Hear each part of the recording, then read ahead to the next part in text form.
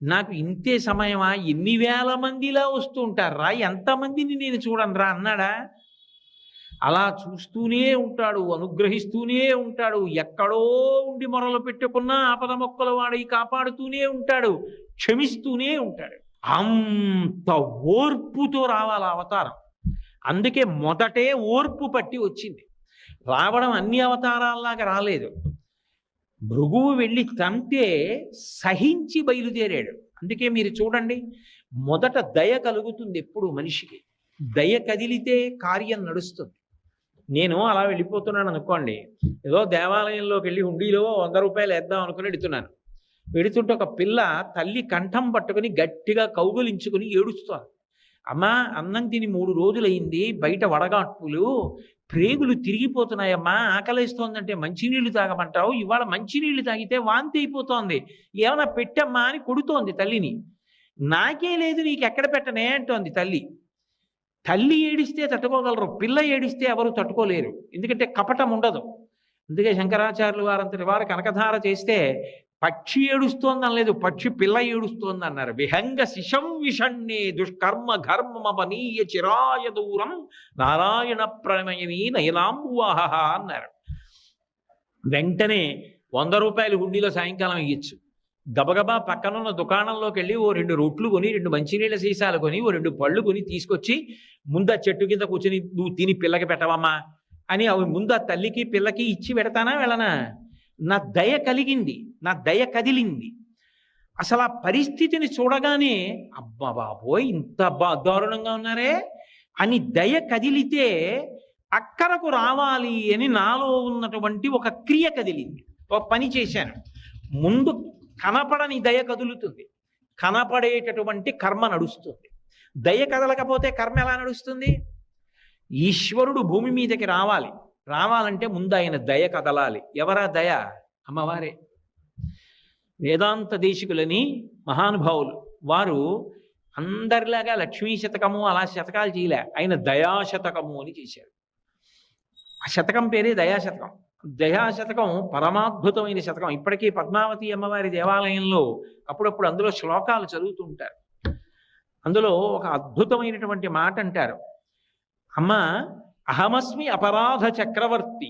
నేనెవరో తెలుసా? నేను చక్రవర్తినమ్మా. దేనికి? అపరాధములు చెయ్యడంలో నా అంత చక్రవర్తి లేడు. చక్రవర్తి అంటే విశేషమైనటువంటి ఐశ్వర్యం ఉంటుంది. నా దగ్గరే ఉందో తెలుసా? విశేష సంఖ్యలో చేసిన పాపాలు ఉన్నాయి, అన్ని అపరాధాలు చేశారు. అహమస్మి అపరాధ చక్రవర్తి త్వంచ గుణేన సార్వభౌమి. అమ్మా నువ్వు సార్వభౌమురాలివి, నీ దగ్గరే ఉంది. మమ్మల్ని క్షమించడానికి కావలసినన్ని మంచి గుణాలు ఉన్నాయి, కాబట్టి నా అపరాధాలని నువ్వు క్షమించు తల్లి. కరుణే ఓ దయామూర్తి. అమ్మవారిని దయా అనే పిలుస్తారు. అందుకే దయ ఎక్కడుంటుంది మనిషికి? ఎవరైనా చెయ్యకూడని పని చేశాడు అనుకోండి, అలా ఓ పసిపిల్ల ఆడుకుంటూ వెడుతోంది, వెళ్ళి ఆ పసిపిల్లని గట్టిగా గిల్లేసి ఏడుస్తుంటే సంతోషపడ్డాడు అనుకోండి, నీకు దయలేదురా అని ఇలా చెయ్యో తలో చూపించారు. దయలేదురా నీకు, ఇట్లా ఆడుకుంటున్న పిల్లకి గిల్లి సంతోషపడతావు అంటారు. దయలేదా అని ఇక్కడ చూపిస్తారు. దయ ఎక్కడ ఉంటుంది? పరమేశ్వరుడికి కూడా గుండెల్లోనే ఉండాలి. అందుకే ఈశానాం జగతోస్య వెంకటపతేర్ విష్ణోః పరాం ప్రేయసీం తద్వక్షస్థల నిత్యవాసరసికాం తక్షాంతి సంవర్ధినీం పద్మాలంకృత పణిపల్లవయుగాం పద్మాసనస్తాం శ్రియం వాత్సల్యాది గుణోజ్వలాం భగవతీం వందే జగన్మాతరం అంటారు. ఆవిడ రెండిటిని ఏకకాలంలో చేస్తూ ఉంటుంది. అందరం అపరాధాలు చేసి పెడుతున్నాం. ఎవరో మహాత్ములు కొంతమంది, మీ వంటి వారు పుణ్యాత్ములు ధర్మాత్ములు భగవంతుడు సంతోషించేటట్టు వెళ్ళవచ్చుగాక, కానీ నా వంటి వారి సంఖ్య ఎక్కువ ఉంటుంది కదా. అధర్మం చేసిన వాడు, ఆర్తితో ఉన్నవాళ్ళు ఎక్కువ మంది వెళుతుంటాం. వెళుతున్నప్పుడు భగవంతుడు ఏమిటి ఇంకా దీనికి అంతూ పొంతూ లేదా, రోజు రోజుకి పెరిగిపోతున్నారా అని విసుక్కోకుండా ఉండాలి అంటే ఓర్పు పెరుగుతూ ఉండాలి. అమ్మో వేదాంత దేశికులు అద్భుతమైన మాట అన్నారు. సర్వసాధారణంగా ఆయుధాలని కూడా సానబట్టుకుంటారు. ఎందుకని అంటే అవి మొరటుగా అయిపోయాయి అనుకోండి, ప్రయోగించినప్పుడు పనిచేయద్దు. అందుకని వాటిని కూడా సానబట్టుకుంటారు. ఏదో ఇంట్లో కత్తులు చాకులు ఇటువంటివి సానబట్టుకున్నట్టు. సానబట్టుకోవడం ఎందుకు అంటే కూరగాయలు అవి తేలిగ్గా తరుక్కోవడానికి నా ఉద్దేశం, అన్య ప్రయోజనాలకని కాదు. కాబట్టి ఇంట్లో ఉన్న పదునైన పరికరములను సానపెట్టుకుని సిద్ధం చేసుకున్నట్టే ఈశ్వరుడు కూడా అప్పుడప్పుడు ఆయుధములను సానపట్టుకుంటూ ఉంటాడట. చక్రం ఇటువంటివి. వేదాంత దేశికులు అన్నారు, అమ్మవారు నే పడతానులేండి అని ఆ ఆయుధాలు తీసుకుని దయతో సానబట్టిందిట. ఇప్పుడు దయతో సానబట్టింది కాబట్టి ఆ ఆయుధాలు వచ్చి తగిలినా మనం చెయ్యవు. అది తీసి ఆయన ప్రయోగిద్దాం అనుకున్నా ఆయనకి దయ కలుగుతుంది. తక్షాంతి సంవర్ధిని. ఆవిడ ఇక్కడ కూర్చుని ఓర్పు పట్టండి, ఓర్పు పట్టండి, మరి కలియుగం కదా అని అలా చెప్తూనే ఉంటుంది. ఇంటి ఇల్లాలు మంచి మాటలు చెప్తోంది అనుకోండి, పోన్లిద్దరు ఓర్పు పట్టండి మనవాళ్ళు కదా అంటోంది అనుకోండి, ఆయన ఉల్లాసంగా చేస్తాడు. మీకు ఎందుకంటారు ఇవన్నీ అని 10 మాటలు అందనుకోండి, అబ్బో ఇవన్నీ ఎక్కడ పడతానండి అని ఆయన అంటాడు. ఆమె వలన ఆయన పైకి కనపడదు కానీ వెనక ఆవిడ ఉంటుంది. అలా తక్షాంతి సంవర్ధిని, ఆయన ఓర్పుని ఆమె పెంచుతోంది. మన పట్ల వాత్సల్యం ఈశ్వరుడు చూపిస్తున్నాడు. అప్పుడు గోవు తన కడుపున పుట్టిన దూడని మాంసాహారి కాకపోయినా మావిని నాలుకతో నాకినట్టు మన పాపములను ఈశ్వరుడు తొలగించేస్తున్నాడు, తొలగించి కాపాడుతున్నాడు. కాపాడడానికి ఆవిడ ముందు కదులుతోంది. కదలడం కూడా ఏదో సామాన్యంగా కదలడం కాదు. శ్రీగుణరత్న కోశంలో పరాశర భట్టర్లు ఒక అద్భుతమైన మాట అంటారు. ఐశ్వర్యమక్షరగతిం పరమం పదం వా కస్మై చితంజలి భరం వహతే వితీర్య అస్మైన కించిచితం కృతం ఇచ్చదాంబ త్వం లజ్జసే కథయకోయ ద్వార భావ అంటారు.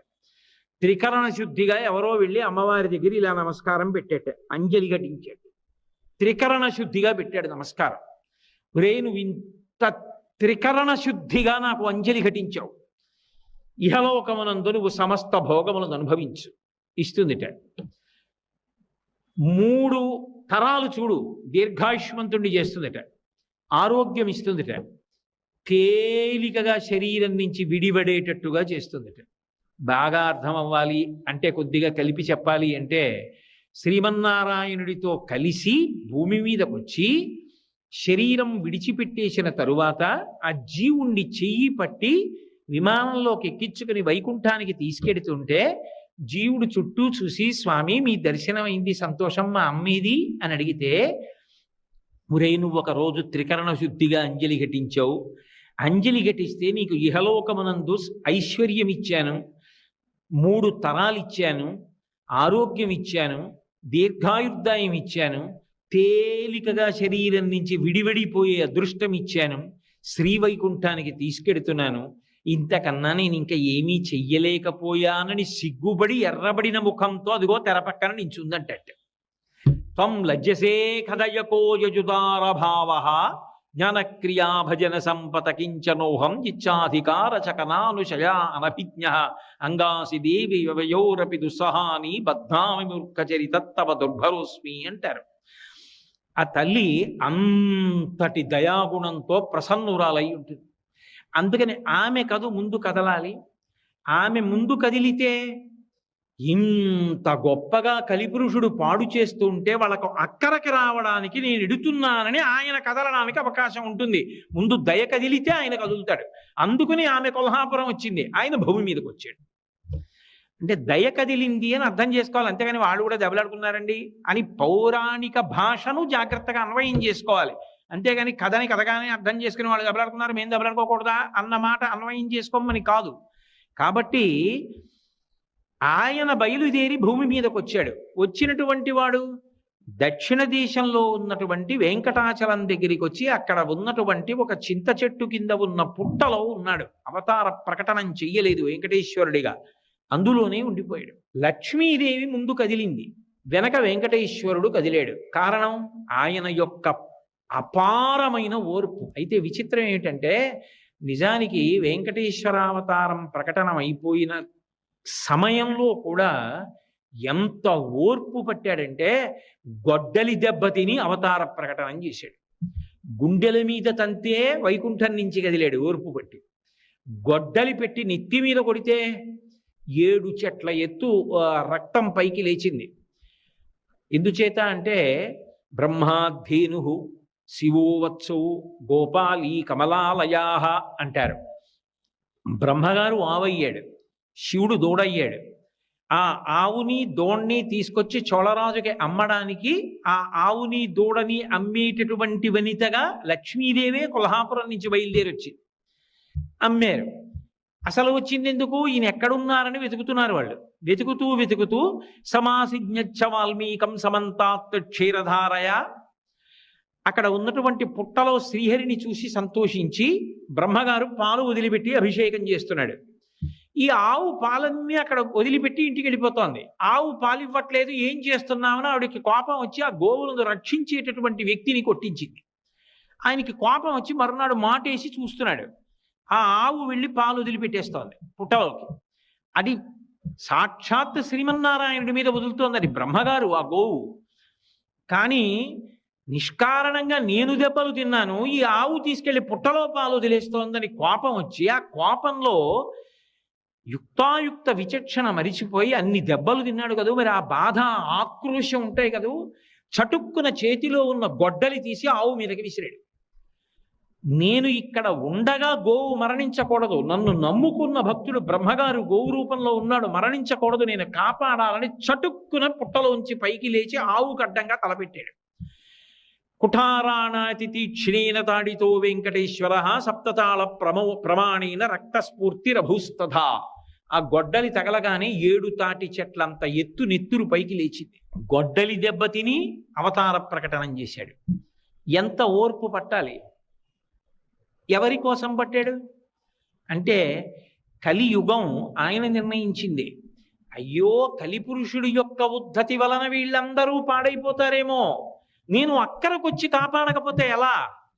అందుకని ఆయన బయలుదేరినప్పుడే ఇన్ని కష్టాలు పడి ఓర్పు చూపించాడు, నిలబడడంలో ఓర్పు చూపించాడు, రాత్రింబవళ్ళు అలాగే ఉండిపోయాడు. అందుకే ఆ మహాభారతంలో ఉద్యోగ పర్వంలో విదురుడు రాత్రివేళ ధృతరాష్ట్రుడితో మాట్లాడుతూ విదురు నీతి అని కొన్ని మంచి మాటలు చెప్తాడు. చెప్తూ చెప్తూ ఓ మాట అంటాడు, క్షమించువానికని చాలమి పెట్టెదరు అయినంతలపన్ అనూన క్షమయ మెరయు తొలవు ఉత్తమ రూపంబు కోరువారు దల్తురుదాని అంటాడు. ఉన్న రూపం ఇంకా అందంగా ఉండాలి అంటే మంచి మంచి భూషణములు పెట్టుకుంటారు. అసలు పైకి కనపడనటువంటి భూషణములలో గొప్ప భూషణం ఏది అంటే ఓర్పు. ఆ ఓర్పు పట్టడం అన్నది ప్రయత్నపూర్వకంగా ఎవరు నేర్చుకుంటారు అంటే ఉత్తమమైన రూపం అంటే మంచి కీర్తి పొందాలనుకున్నవాడు ఓర్పు పట్టడం నేర్చుకోవాలి. రామాయణం బాలకాండలో కుశనాభోపాఖ్యానంలో వాల్మీకి మహర్షి అంటారు, అసలు క్షమాదానం, క్షమా యజ్ఞ, క్షమా సత్యం హి పుత్రికాః, క్షమా ధర్మ, క్షమా సత్య, క్షమయావిష్టితంజ. ఓర్పు పట్టడమే సత్యం, ఓర్పే దైవం, ఓర్పే సమస్తం. ఓర్పు లేనివాడు లోకంలో సాధించగలిగినది ఉండదు. ఎవడు ఓర్పు పట్టగలడో వాడే విజయాన్ని చిట్ట చివరికి సాధిస్తాడు. తులసీదాస్ గారు అంటారు, ధీరే ధీరే రేమన ధీరే సబకు చెహోయ్ మాలీసించే సౌకర్య ఋతువాయే ఫల్హోయ్ అంటారు. ఇవాళ మొక్క వేసి నేను రాత్రింబవళ్ళు నీళ్లు పోస్తే కుళ్ళిపోతుంది. అది పెద్దదయ్యే వరకు ఎదురు చూస్తే అప్పుడు అది కాయలు కాస్తుంది. ఓర్పు ఉండాలి, ఓర్పు లేకుండా ఏది సాధించలేడు మనిషి. ఆ ఓర్పు పట్టడం నేర్చుకోండి తప్ప కలిపురుషుడికి ఉద్ధతికి లొంగిపోయి తప్పు పనులు చేయడం కాదు. ఓర్పు పట్టి మనిషి ధార్మికంగా ప్రవర్తించడం నేర్చుకోండని చెప్పడానికి తాను అంత ఓర్పు పట్టినటువంటి అవతారం వెంకటేశ్వర అవతారం. అందుకే అటువంటి అవతారం ఈ లోకంలో ఇంకొకటి లేదు. వెంకటేశ సమో దేవో నభూతో నభవిష్యతి. అందుకే ఆ తల్లి లక్ష్మీదేవి ఒక మాట అడిగింది, వెంకటాచల మహాత్మ్యము అని చెప్పి తరిగొండ వెంగమాంబ గారు చేశారు. అయితే ఒక గ్రంథాన్ని పరిశీలించేటప్పుడు అది ఏ కాలంలో వ్రాయబడింది, ఎంత ప్రాచీనమైన గ్రంథం అన్నది ఎంత అవసరమో, గ్రంథకర్త ఎంత శక్తివంతులు, ఎంత భగవదానుగ్రహ సంపన్నులు అన్నదాన్ని కూడా పరిశీలించవలసి ఉంటుంది. తరిగొండ వెంగమాంబ గారు అంటే సామాన్యమైన వ్యక్తి కాదు. ఆవిడ భాగవతం చదువుతుంటే తన కథ, అయినా సరే వెంకటేశ్వరుడు రాత్రివేళ వచ్చి తూగుటుయ్యలలో కూర్చుని ఉయ్యాల ఊగుతూ కళ్ళు మూసుకొని కొడుతూ వింటూ ఉండేవట.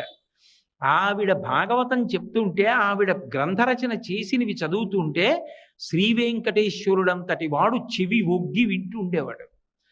ఆయన వింటుండగా అది సత్యము కానిదనుకోండి, ఆయన ఎలా అంగీకరిస్తాడు? అంతటి మహాభక్తురాలు. ఇప్పటికీ సవికల్ప సమాధిలో ఉంది ఆవిడ. దరిగొండ వెంగమాంబ గారి పేరు మీద ఉన్నటువంటి పాఠశాల వరాహస్వామి గెస్ట్ హౌస్ వెనకాతలే ఉంది. అక్కడే బృందావనంలో ఉంది ఆ తల్లి. ఆవిడ రాత్రివేళ ఆనందనిలయం తలుపులు వేసేసిన తరువాత సొరంగ మార్గంలో వెంకటేశ్వరుడి దగ్గరికి వెడుతుండేది. ఒకప్పుడు ఆతీరాం బాబాజీ మఠానికి సంబంధించినటువంటి వాళ్ళు లోపల మాటు వేసి కూర్చుని ఆ తల్లిని చూశారు కూడా. అలా అంత శక్తి కలిగినటువంటి తల్లి, అంతటి మహోపాసకురాలు. ఆవిడ ఒక అద్భుతమైనటువంటి ఘట్టాన్ని ఇచ్చారు. పద్మావతి పరిణయం అయిపోయింది. అయిపోయిన తర్వాత లక్ష్మీదేవి వెంకటేశ్వరుడితో ఏకాంతంలో మాట్లాడుతూ ఒక మాట అంది. అనగా పిండికి నేను వచ్చినప్పుడిచట ధనంబు లేదని చెప్పిన తప్పే, అట్లు చెప్పినన్ ప్రేమతో ధనంబు నేనియనే, నన్నప్పుడు తేరచేసి ధనదున్ నా పిండ్లికి నీవు అప్పు ఇమ్మని యాచించుట ఏమి కార్యము తెలుపుమా ఓ వెంకటేశ అంటుంది. ఓ వెంకటేశ్వర, నాకు ఓ మాట చెప్పు. నిజంగా ఈ అవతారంలో నువ్వు వైకుంఠం నుంచి వచ్చినప్పుడు నీ దగ్గర డబ్బేమీ లేదనుకో, పోని అనుకో, పద్మావతి పరిణయానికి డబ్బులు కావలసి వచ్చాయనుకో. నేను వచ్చాను కదా పెళ్లికి కొల్హాపురం నుంచి, ఏదో పాతాళలోకం నుంచి వచ్చానుగా సూర్యభగవానుడు వచ్చినప్పుడు లక్ష్మి పెళ్లికి డబ్బులు లేవంటే నేను ఇవ్వనా ప్రేమతో? నువ్వు నన్నడగకుండా నన్నప్పుడు తేరచేసి ధనదున్ నా పిండ్లికి ధనమిమ్మని అప్పు చేయుట ఏమందున్ జగన్నాయక. ఓ జగన్నాథుడా, కుబేరుడి దగ్గరికి వెళ్ళి లక్ష్మీపతివి నా పెళ్లికి అప్పిమ్మని, పైగా ఓ నోటు రాసిచ్చి దానికి రుణపత్రం ఇచ్చి డబ్బు అప్పుచ్చుకుని పెళ్లి చేసుకున్నావా? ఎందుకు చేసావాలా అని అడిగింది. అడిగితే ఆయన అప్పుడు ఒక మాట చెప్పాడు. లక్ష్మి, నువ్వు డబ్బు ఇవ్వలేవని కాదు, నేను డబ్బు సృజించలేక కాదు. నేను శ్రీయప్పతిని, నువ్వు నా భార్యవి. ధనము లేక కాదు అప్పు చేసింది, అది మిష. నిజానికి నేను ఎందుకున్నానో తెలుసా? కలియుగంలో ఇక్కడే. దానికి ఒక కారణం ఉంది. శ్రీవైకుంఠ విరక్తాయ స్వామి పుష్కరిణీతటే రమయా రమమాణాయ వెంకటేశాయ మంగళం. శ్రీవైకుంఠం మీద విరక్తి పుట్టింది. కారణం భోగాలు తక్కువై కాదు. అయ్యో, ఈ యుగంలో కలిపురుషుడి ఉద్ధతి వలన ప్రజలందరూ ఇంత బాధపడుతున్నారు. బాధపడుతుంటే వాళ్ళని కాపాడడానికి నేను అక్కడ ఉండకుండా ఇక్కడ కూర్చుని ఏం చేస్తాను? వాళ్ళకి ఊరట కలగాలంటే అంతటా ఉన్నానన్నది సత్యమే, కానీ నేను ఒక రూపంతో వాళ్ళకి ఎదురుగుండా కనపడితే వాళ్ళకి ఊరట. అందుకని నేను అక్కడ ఉండాలి. అక్కడ ఉండడం కోసమని నేను వెళ్ళాలి. అందుకని నేను ఇక్కడే ఉంటాను, నేను రాను. కారణం ఏమిటో చెప్పమంటావా?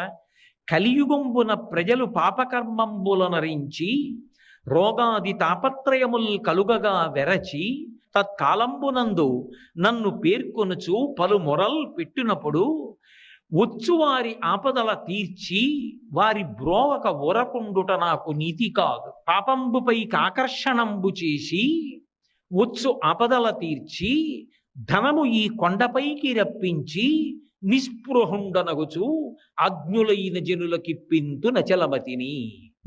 ఎందుకుంటానో తెలుసా? ఇక్కడ ఈ తిరుమల క్షేత్రంలో, ఈ ఆనంద నిలయంలో నేను ఎందుకు ఉండిపోయానో తెలుసా లక్ష్మి? ఎందుకు అప్పు తీసుకున్నానో తెలుసా? ఎందుకు వడ్డీ కడుతున్నానో తెలుసా? కలిపురుషుడి యొక్క ఉద్ధతి వలన అనేకమైన పాపములు చేస్తారు ప్రజలు. ఆ పాపములు చిన్న చిన్నవైతే వాళ్ళ కార్యక్రమాలను ఇబ్బంది పెట్టనటువంటి చిన్న చిన్న రోగములుగా పోతుంటాయి.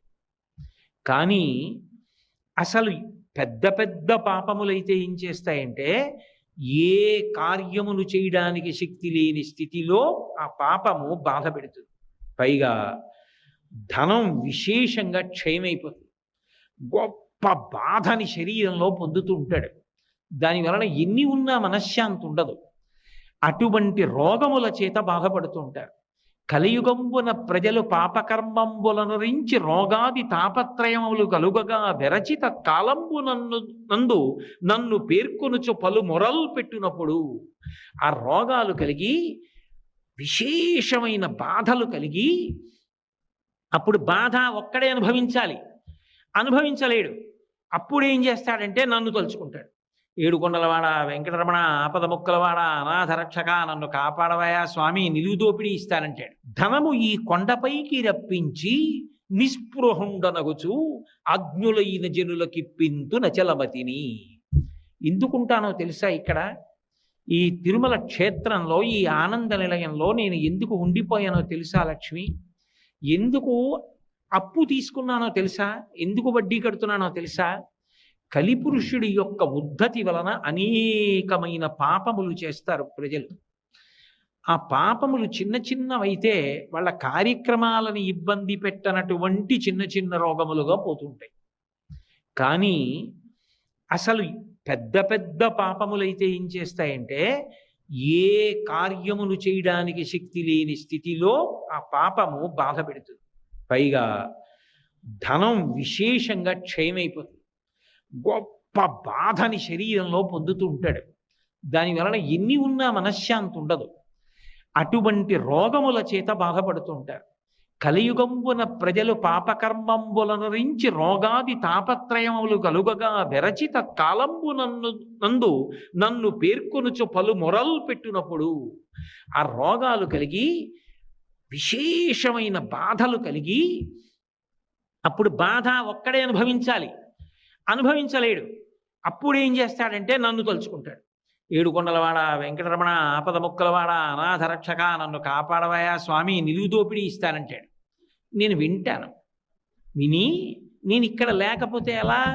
విని వాని పాపంబు ద్రవ్యంబుకై ఆకర్షణంబు చేసి వాడు చేసిన పాపాన్ని ద్రవ్యము మీదకే ఆకర్షణ చేస్తాను. అందుకే ఈ యుగంలో ఈ దేవాలయంలో హుండీ ప్రధానమైపోతుంది. ఒక్కొక్క చోట ఒక్కొక్కటి ప్రధానం. గురువాయూరు వెళ్ళారనుకోండి నారాయణీయం పారాయణ చేస్తారు. పళని వెళ్ళారనుకోండి కావడ పట్టుకుంటారు. వైకోం వెళ్ళారనుకోండి మహాదేవుడికి విందులు చేస్తారు. ఒక్కొక్క క్షేత్రానికి వెళ్ళినప్పుడు ఒక్కొక్కటి చేస్తారు. ఏదో రామేశ్వరం వెళ్ళారనుకోండి ఆ కాశీ నుంచి తీసుకొచ్చినటువంటి గంగతో రామేశ్వరుడికి అభిషేకం చేస్తారు. ప్రయాగ వెళ్ళారనుకోండి ఇక్కడి నుంచి పట్టుకెళ్ళినటువంటి ఇసుక అక్కడ గంగలో కలుపుతారు. ఇలా సముద్ర జలాల్ని తీసుకెళ్లి కలుపుతూ ఉంటారు. ఇలా ఒక్కొక్క చోటుకి వెళ్ళినప్పుడు ఒక్కొక్కటి చేస్తూ ఉంటారు. త్రిపెట్రియార్ అనే క్షేత్రం ఉంది, అక్కడికి వెళ్ళారనుకోండి రామాలయం తుపాకీ పేలుస్తారు ఒకసారి. ఒక్కొక్క క్షేత్రంలో ఒక్కొక్క పని చేస్తారు. ఈ క్షేత్రంలో ధనాన్ని హుండీలో వేయడం ప్రధానం అవుతుంది. ఎందుకు అవుతుందో తెలుసా? వారి పాపంబు ద్రవ్యంబుపైకి ఆకర్షణంబు చేసి ఎన్ని పాపాలు చేశాడో అంత పెద్ద మొక్కుతాడు. స్వామి నిలువు దోపిడీ ఇచ్చేస్తానంటాడు. అని ఆ డబ్బంతా వాడి పాపం మీగా మారిపోయి ఆ పాపాన్ని డబ్బు మీదకి ఆకర్షణ చేస్తాను. ఇప్పుడు వాడే అది పట్టుకుని కొండ మీదకి వస్తాడు. నేను లేకపోతే వాడి కష్టాన్ని తీర్చేది ఎవరు? కలిపురుషుడి ఉద్ధతి వలన కదూ ఈ తప్పులు చేసేసాడు, అనుభవిస్తున్నాడు. వచ్చు ఆపదల తీర్చి అప్పుడు వాడు రక్షించుకోలేడు. ఆ ఆపద నేను తీరుస్తాను, తీర్చి వాడిని కాపాడతాను. వాడే ఆ డబ్బు పట్టుకుని కొండ మీదకి వస్తాడు. అది ఏమిటి? తత్పాపరూపమైనట్టి ధనము. ఆ పాపరూపమైన ధనం మీద నాకు అనురక్తి ఉండదు. వాడు తీసుకొచ్చి హుండీలో వేసేస్తూ ఉంటారు. నిస్పృహుండనగొచ్చు. ఇన్ని కోట్లు నాకేం సంతోషం ఉండదు. అది చూసి నేనేం మురిసిపోను. లోకంలో అందరూ నేను డబ్బున్నవాడిని అనొచ్చు, కానీ నాకు పరమ అసహ్యం వేస్తుంది చూసి. నిస్పృహుండనగచ్చు. నేను చెప్పట్లా, తరిగొండ వేంగమాంబ గారు చెప్పిన మాట వెంకటాచల మహాత్మ్యంలో. నిస్పృహుండనగచ్చు అజ్ఞులైన జనులకి పింతు నచలమతిని. డబ్బు పోతే ఏడుస్తారు, కానీ నేను ఆ డబ్బు వెళ్ళిపోతుంటే సంతోషపడిపోతుంటాను. అమ్మయ్యా అని అజ్ఞులైన జనులకు ఏవేవో సౌకర్యాలు, కళ్యాణ మంటపాలనండి, వైద్యశాలలనండి, విద్యాశాలలనండి, ఏవో ఒకటి ప్రజలకి పెట్టించండి అవన్నీ పంపించేస్తుంటారు తప్ప అందులో ఒక్క రూపాయి కాసు నేను అంటే పెట్టుకో. తత్పాపరూపమైనట్టి ధనము నాకు ఇష్టం ఉండదు. మరి ఏమండి మీరు ఆ డబ్బు తీసుకోక వడ్డీ ఎలా కడతారు? నా దగ్గర వద్దంటారు ఎలా అంటే, ఇలను ధర్మాత్ములైన వారిచ్చినట్టి పరమ ధార్మికుడైన వాడు ఉంటాడు, వాడికి ధర్మానుష్ఠానం అంటే మహాప్రీతి, ధర్మం అంటే అంత నమ్మకం. వాడు బయలుదేరుతాడు ఇంటి దగ్గర వెంకటాచలం పెడతానని. వాడు వెంకటాచలం పెడతానని బయలుదేరగానే నా ముఖం ఇంత అయిపోతుంది. ఇప్పటికీ వెంకటాచలంలో పెద్దలు చెప్తూ ఉంటారు, ఒక్కొక్కసారి స్వామివారి ముఖం కళలాడిపోతుంది, అంత ఆనందపడిపోతారని. వాళ్ళు అనుకుంటారట ఎవరో ధార్మికుడు బయలుదేరాడని. నాకు పేర్లు చెప్పడం ఇష్టం లేక చెప్పట్లేదు, అక్కడ ఉన్న అధికారులే చెప్తుంటారు. ఆయన ఎవరో వస్తాడు, ఆయన ఎవరెవరికి తెలియదు. ఆయన వస్తాడు, స్వామిని చూస్తాడు, స్వామి పొంగిపోతాడు ఆయన్ని చూసి, ఆయన వెళ్ళిపోతాడు. ఈయన చిన్నపుచ్చుకుంటాడు, అయ్యో వెళ్ళిపోయాడే, మళ్ళీ ఎప్పుడు వస్తాడో అనుకుంటాట. ఇలను పుణ్యాత్ములైన వారిచ్చినట్టి ధనము నే కొంత గైకొని కొంత ధనతుకు వడ్డీకిచ్చి వింతలేన చేయుచుండెదననుచు మచికను బలికే. ఆ ధర్మాత్ముడైన వాడు హుండీ దగ్గరికి వస్తాడు. వాడేం పెద్ద పెద్ద నోట్ల కట్టలు బంగారం ముద్దలు వాడేం వేయడు. వాడు ఏదో జాగ్రత్తగా పంచ మడతలో పెట్టుకున్నది ఏదో తీసి ఆ హుండీలో ఇలా వేస్తాడు. నేనేం చేస్తానో తెలుసా, అది హుండీలో పడిపోకుండా ఎవరికీ కనపడకుండా చెయ్యి పెడతాను, పెట్టి ఆ పడుతున్న దాన్ని నేను పట్టుకుంటాను, అది తీసుకుంటాను. ఇలను పుణ్యాత్ములైన వారిచ్చినట్టి ధనమునే కొంత కైకొని కొంత ధనతుకు వడ్డీకిచ్చి ఆ తెచ్చి ఆ డబ్బు దాస్తాడు. ఆ డబ్బులోంచి కుబేరుడికి వడ్డీ కడతా, కొంత నా జేబులో ఖర్చులకి పెట్టుకుంటా. యుగధర్మం, ఆయన కూడా యుగధర్మం పాటిస్తూ ఉంటాడు. అందుకని నేను మీకు ఎన్నో చోట్ల చూపిస్తే ఆయన యుగధర్మం పాటించడం ఎంత గొప్పగా పాటిస్తాడో. కాబట్టి కొంత ధనతుకిచ్చి కొంత ధనతుకు వడ్డీకిచ్చి నేను వింతలీల చేయుచుండెదననుచు మచ్చికను బలికే. నేను వింతలీల చేస్తూ ఉంటాను లక్ష్మి, పాపాలు చేశారని చెప్పి చంపేను, అవకాశం ఇచ్చి మారమని చెప్తాను. ఏం సాధించావు పాపం చేసి? ఏం సుఖపడ్డావు? ఏం సంతోషపడ్డావు? ఏం రక్షింపబడ్డావు? నన్ను నమ్ముకుని బ్రతికితే ఏటీఎం కౌంటర్లో కూడా డబ్బులు ఉండకపోవచ్చేమో, ఏటీఎం కౌంటర్లో కూడా నీకు డబ్బున్నా నీకు కావలసినంత డబ్బు ఇవ్వకపోవచ్చేమో. నన్ను నమ్ముకున్నవాడు మాత్రం చెడిపోవడం అన్నమాట ఉండదు కదా. నేను కాపాడతాను కదా. కలలోనంతన్మున్నెరుంగని మహాకష్టాత్ముడైనట్టి దుర్బలుడాపత్ సమయంబునన్ నిజ పదాబ్జాతంబు ఉల్లంబునం తలపన్ అంతని వచ్చి ఆర్తిహరుడై తన్నైన ఇచ్చం సునిశ్చల భక్తిభావములను భజించు వారికెడడే సంపద్విశేషోన్నతులు అంటుంది కుచేలుడి భార్య భాగవతంలో. కలలో కూడా ఆయన పేరెత్తనటువంటి వాడు పిలిచినా కూడా ఆపదముక్కల వాడై పరిగెత్తుకొచ్చి రక్షిస్తుంటే ఆయన ఎందు భక్తితో ప్రవర్తించినటువంటి వాణ్ణి చూసి ఆయన ఎంత ఆనందపడిపోతాడు. ఆయన రక్ష ఉండగా నిన్ను ఏది పాడు చేస్తుంది? ఎందుకు ధర్మాన్ని వదిలిపెట్టి అవన్నీ పట్టుకు తిరుగుతావు చెప్పు? ఇప్పటికైనా మారు, అంతే తప్ప మళ్ళీ ఇప్పుడేదో రక్షించాలని మళ్ళీ వెళ్ళి మళ్ళీ ఆ ధర్మం పట్టు కూర్చోకు. జీవితంలో మారడం నేర్చుకో, నన్ను తెలుసుకో, నన్ను పట్టుకో అని వాడికి ఉపదేశం చేస్తాను.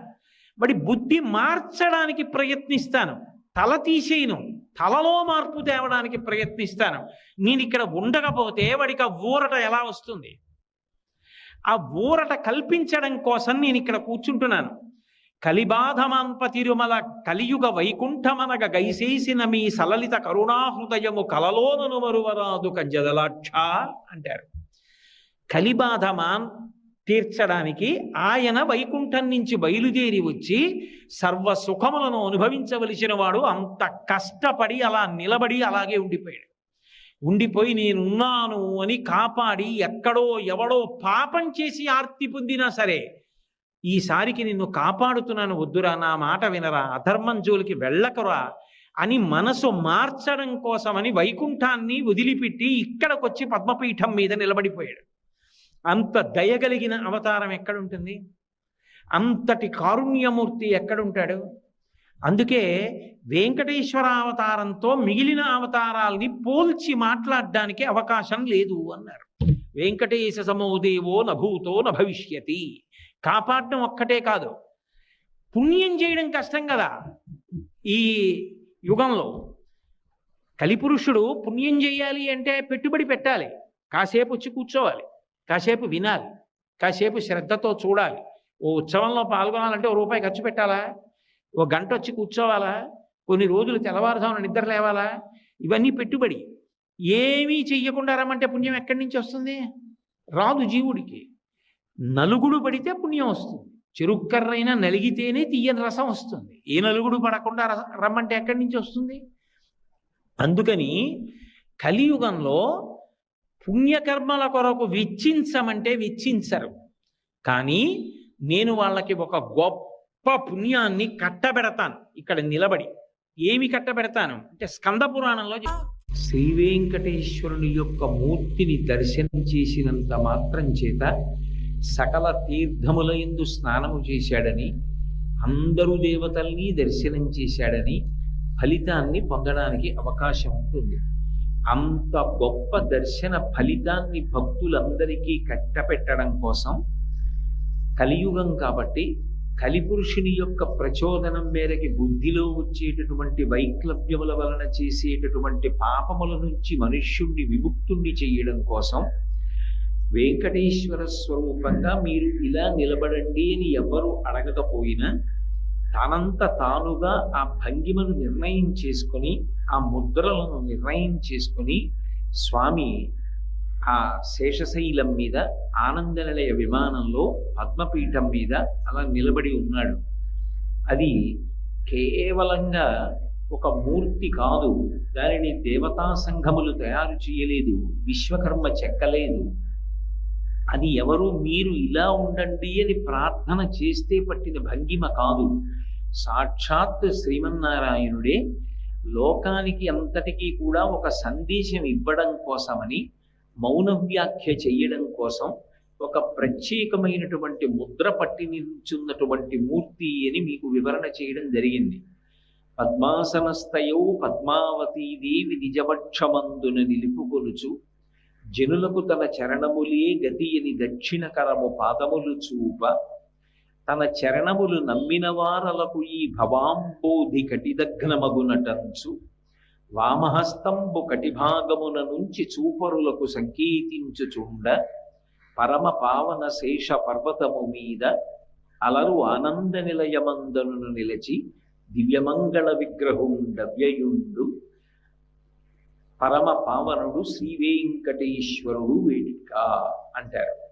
ఆ వెంకటేశ్వర స్వామి వారి యొక్క మూర్తి వైభవాన్ని చెప్తూ ఆయన నిలబడినప్పుడు కొద్దిగా ఎడం పక్కకి వంగినట్టుగా ఉంటారు. ముఖమున చిరునవ్వు స్పష్టంగా కనపడుతుంటుంది. మూతి ఏదో సున్నా చుట్టినట్టుగా ఉండి ప్రహృష్టవదనంతో ఉంటారు. ఎంతో సంతోషంగా ఉంటారు. బాగా పట్టి పట్టి చూస్తే రెండు కన్నులు మూసుకుని ఉన్నారా అని అనిపిస్తుంది. ఆ ఊర్ధ్వపుండ్రములు కూడా అంతగా పెట్టబడి ఉంటాయి. అసలు నిజానికి కన్నులు తెరిచి చూసినప్పుడు కనపడేటటువంటి వస్తువులన్నింటి వలన పొందేటటువంటి సంతోషము కన్నా, కన్నులు మూసుకుని నువ్వెవరో తెలుసుకొని నీలో ఉన్నటువంటి ఆత్మని అనుభవంలోకి తెచ్చుకున్న నాడు కలిగేటటువంటి ఆనందమే మనుష్య జన్మ యొక్క పరమావధి అని తెలియచేయడానికి ఆయన లోచూపుతో చూస్తూ ఉంటాడు. పై కన్నులతో కాదు.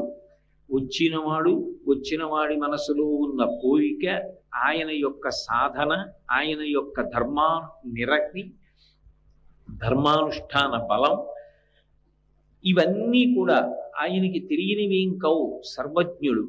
కన్నులు మూసుకుని పై కన్నులతో కాకుండా లోనేత్రంతో పరిశీలిస్తూ ఉంటాడు.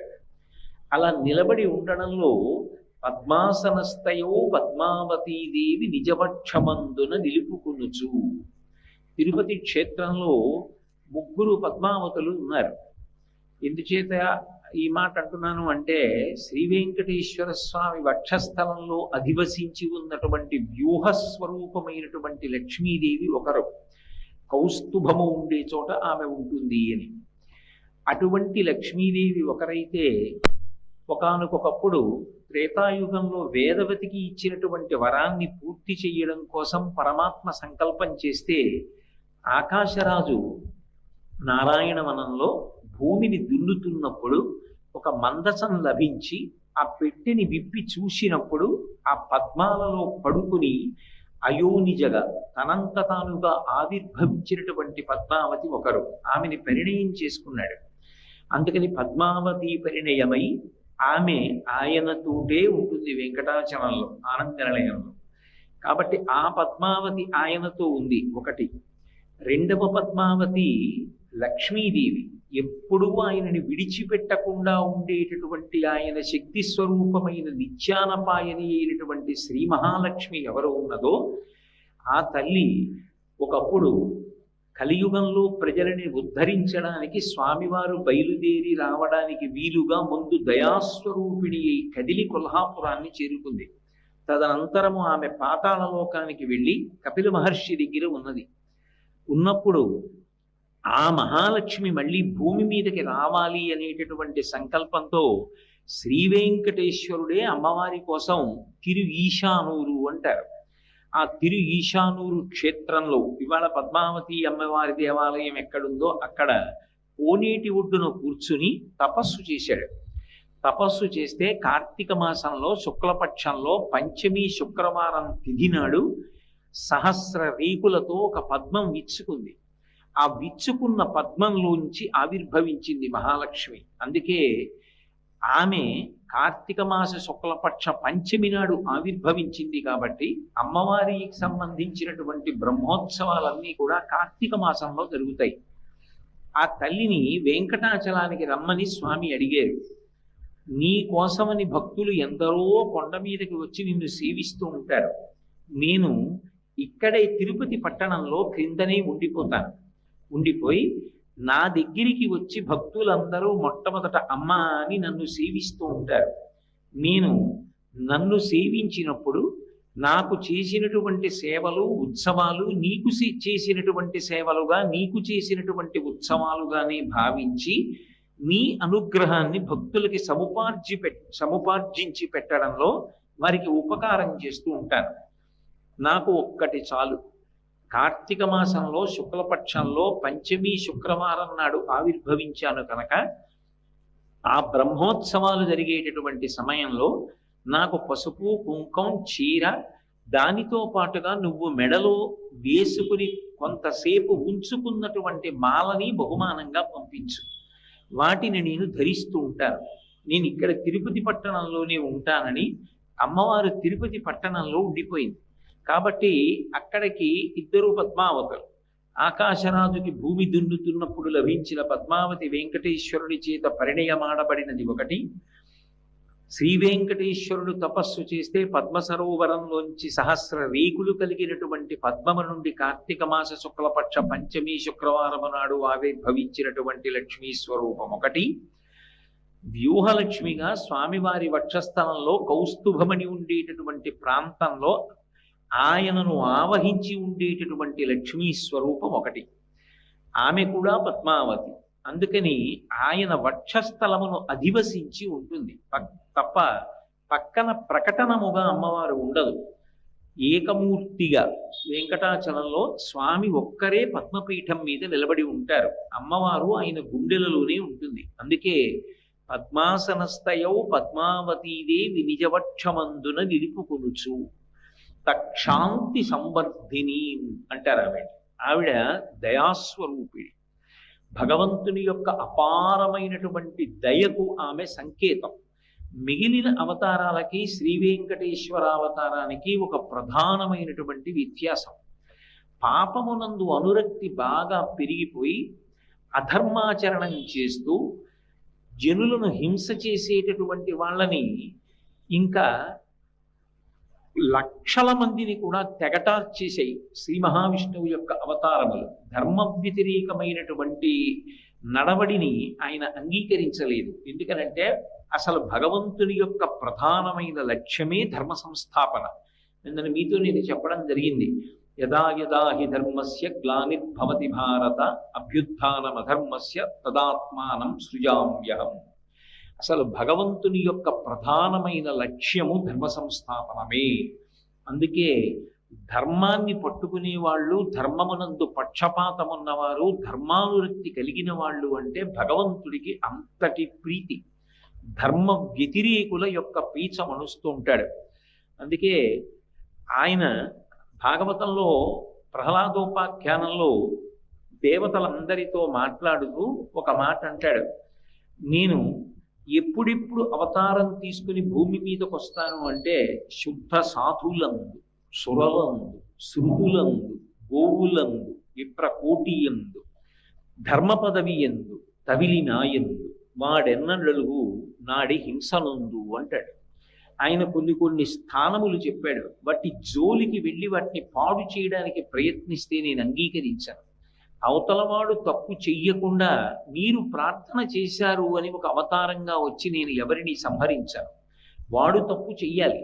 ఏ తప్పులు చెయ్యాలి? శుద్ధ సాధులందు, భగవంతుణ్ణి నమ్ముకుని బ్రతికేటటువంటి పరమ భాగవతోత్తముల జోలికి వెళితే నేను ఒప్పుకోను. భగవంతుణ్ణి సేవించిన కన్నా భాగవతోత్తముల్ని సేవించడం చేత భగవంతుడు ఎక్కువ ప్రీతి పొందుతాడు.